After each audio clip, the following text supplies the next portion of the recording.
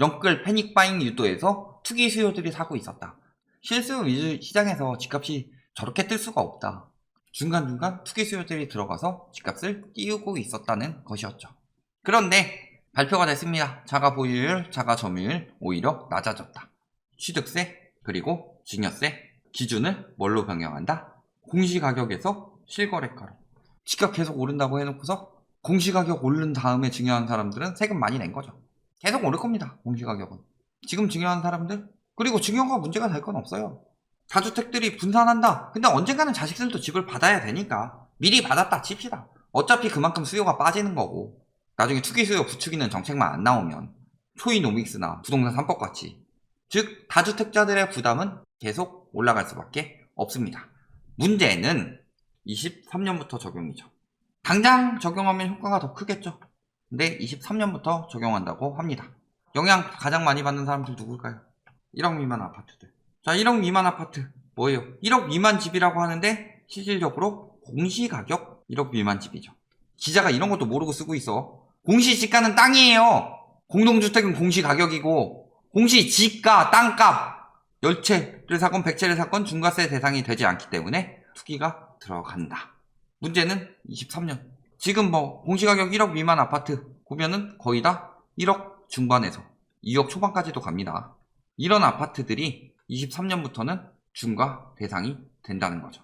그리고 두 번째, 1억 미만 사서 예를 들어서 공시가격 9천이었어요. 실가격은 막 1억 5천 정도 됐다고 합시다. 내가 사서 요거를 남기려면 한 1억 8천 정도는 돼야 돼. 근데 얘가 내년 공시가격 때 1억 찍어버리면 1억 미만 아니기 때문에 1억 1천 됐다고 칩시다. 바로 다주택자 대상 되는 거예요. 그러니까 언제까지 판칠 수 있어요? 저들도 많이 판쳐와야 올해 하반기 정도나 판치지. 내년 돼봐요. 3월에 공시가격 하는데 그때까지 나보다 더 바보가 사줄까요? 지금 샀다가 빨리 처분하려고 하는 거지. 저것도 이제 앞으로 많이 사라지게 될 수밖에 없다. 언제까지 팔아야 될까요? 급하게 팔아야 돼요. 지금 정신 차리고 빨리 파는 인간들은 돈 벌 수 있는 거고 정신 못 차리고 계속 오르겠지 하고 한 2월 막 이때까지 사고 그랬다가 못 팔고 공시가격 올라버리면은 바로 중과대상 된다. 정신 차려라. 오른 만큼 공시가격도 오를 테니까. 거기다 이제 재건축 시장 봅시다. 오세훈 효과 분석, 재건축 단지 들썩, 문의가 늘었어요. 매물 사라지고 뭐 오르고 오세훈 효과. 근데 오세훈 효과 뭐 있었어요?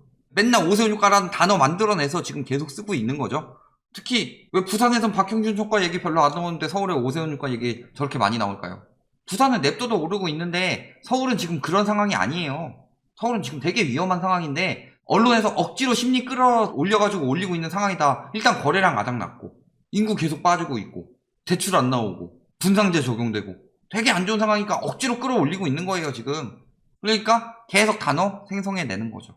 토지거래 허가제 연장한답니다. 재건축 재개발 조합원 자격 제한 강화한답니다. 언제요? 재건축 같은 경우는 조합 설립 인가에서 안전진단 통과로, 그 다음에 재개발 같은 경우는 정유구역 지정 이후에는 조합원 자격 안 주는 걸로 당기고 있죠. 왜? 그냥 당선되려고 한 거예요. 교란행위 엄벌하겠다. 믿었던 오세훈이 망연자실. 근데 계속 강화하고 있었죠. 그런데도 불구하고 오세훈 효과 얘기는 아직도 하고 있습니다. 안전진단 완화 건의 직후 토지거래 제한. 안전진단 완화 안 된다. 노후 형우 됐죠. 노후 형우. 안전진단 잇따라 고배. 지금 규제 완화는 안 됩니다. 할 수가 없어요. 4월부터 계속 오세훈 효과 이야기하면서 재건축 중저가 이야기하죠. 중저가를 산다는 건 돈이 없다는 거고 지금. 재건축이 왜 올라요? 비싼데. 아직도 오세훈 효과 이야기하고 있는 거예요. 오세훈 시장이 완화해 주겠지. 그러면서 집값 계속 올리고 있죠. 건축심의 통과했다. 건축심의 단계 풀리니까 오세훈 효과다. 잠실 미송 얘네 언제 이주했어요? 재작년. 그때 이주했잖아요. 헬리오시티 미송클로버에서 뭐 전세 수요 다 채웠다 하면서 전세 가격 자체가 차원이 다른데 탄력 받는다, 속도 낸다 계속 이 이야기하고 있죠. 뭐가 완화된대? 건축 심의 통과요? 그게 조합의 문제예요. 심의 통과는 금방 하면 돼요. 근데 문제는 뭐예요? 심의 될 게 더 이상 없어요. 안전진단 통과하고 그런 것들 다 통과하고 나서 이제 심의만 남은 거죠. 근데 문제는 뭐예요? 안전진단 통과해서 막히는데 예선부터 통과를 해야 본선을 가는 거죠. 건축심의가 본선이라고 하면은 안전진단이 예선이에요. 근데 예선 통과한 애들은 다 본선 통과시켰어요. 더 늘어날 수 있을까요? 쉽게 되진 않을 거다. 근데 벌써 오세훈 시장이 다 해줄 거야 이렇게 얘기하는 거 재건축 다시 띄우려는 수작일 뿐이죠. 재건축 재개발 주택 공급 속도 내라. 고삐 풀어야 집값 안정된다. 주택 공급 절대 부족이다. 재건축 재개발 규제 풀어야 된다. 정부 부족한데 매물 억제하고 있다. 공공주도 버리고 민간 공급 풀어야 된다. 계속 이런 이야기 하고 있죠. 역대 최고죠. 전국, 수도권, 서울. 아니 인재 공급 부족 이야기하잖아. 무슨 인재 공급 부족 이야기예요. 2017년부터 계속 공급 부족 이야기했는데. 근데 웃긴 게 뭔지 아세요? 2015, 16년 때 재건축 재개발 엄청 하면서 2020년에는 공급 과잉이 될 것이다. 기사가 이렇게 떴었어요. 그런데 그때보다 더 많은 공급을 하고 있는 지금은 공급 부족 이야기를 하고 있다. 그렇죠? 그리고 뭐라 그래요? 앞으로도 10년 평균 주택 입주 물량이 46만 9천호, 서울이 7만 3천호인데 올해 46만호, 전국은 조금 줄었죠? 하지만 서울은 8만 3천호로 평년 수준을 유지하고 23년 이후에는 매년 50만호 이상씩 공급된다. 자, 2017년에 뭐 때문에 공급 부족이라고 그랬어요? 분양. 나중에 입주 접어진다. 근데 2023년부터 공급 이렇게 들어온다는 건 공급 부족이 아니라는 거죠. 왜? 2019년, 20년까지는 많이 들어왔죠. 21년이 적었어요. 22년하고. 그렇다고 칩시다. 그들의 말에 따르면. 그러면은 이때부터 한 4년 후에 있을 공급 부족 때문에 집값이 오른다 해놓고서 2년 후에 있을 공급 과잉 때문에 집값 떨어진다는 얘기는 안 해요. 왜 저렇게 안달이 나 있을까요? 언론사들의 고위 간부나 은퇴한 고위 간부들 중에서 대부분이 집값 띄우기는 재건축 아파트가 제일 좋기 때문에 부동산 3법 이후 재건축 아파트를 많이 매입했다. 그래서 재건축 아파트를 띄우려고 언론이 그난리를 치고 있다 라고 했죠. 공익을 위해서도 아니고 건설사들 광고비, 그 다음에 아예 건설사 따까리게 된 언론도 있고, 그 다음에 개인의 사익을 위해서 기사를 내고 있다. 그런데 언론 탄압이니 뭐니 그런 이야기를 하고 있어요. 지금 와서. 말이 돼요?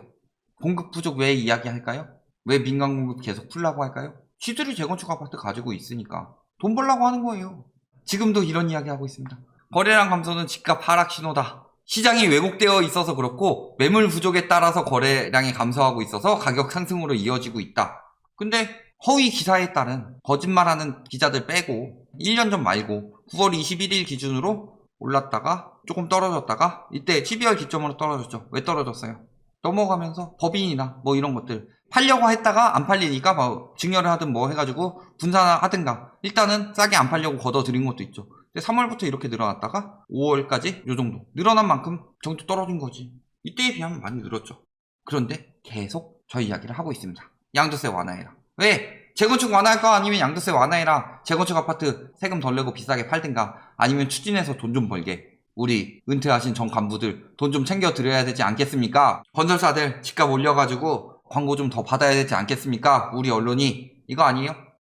이런 이야기들 나오고 있죠. 호가는 올랐는데 거래는 몇 개월째 안 되고 있다. 공인중개사. 팔려야 갈아탈 텐데 보러 오는 사람이 없다. 주부. 이분 뭐 하시는 분이냐? 지금 이런 이야기를 하셔요. 떨어지면 못 참고 이때부터는 분란이 일어난다. 팔려고 하면 집이 안 팔리고 사고자 하는 사람이 없다. 근데 거래가 떨어졌다는 것 자체가 정책의 국면에 임박했고 하락기를 대비해야 한다. 근데 이 작가가 누구냐? 집으로 엄청 돈 벌 수 있다. 이런 책 낸 사람이 이 얘기를 하고 있어요. 맨날 불러오는 부동산 전문가라는 작자들 매물 부족 이야기하고 있는데 매물 부족해요? 아니요. 매물 많아요. 매물이 뭐가 부족해요? 거래량도 줄었고. 거래량이 줄었을 때 매물이 지금보다 더 많을 때 거래량이 잘 됐나요? 아니요. 그때 거래량 늘어난 것보다 지금 거래량 더 안 나오죠. 매물은 적었어요? 5월에? 6월에? 아니요. 더 많았어요. 공시가격 올려가지고 더 위험해진 사람들 매물 잔뜩 내놨죠. 5월, 6월에 그러면 거래 더 많이 됐어야죠. 안 됐어요. 근데 무조건 매물 감소래요. 집값 떨어질까? 안달이 났다. 거래량 감소 이미 심각하죠.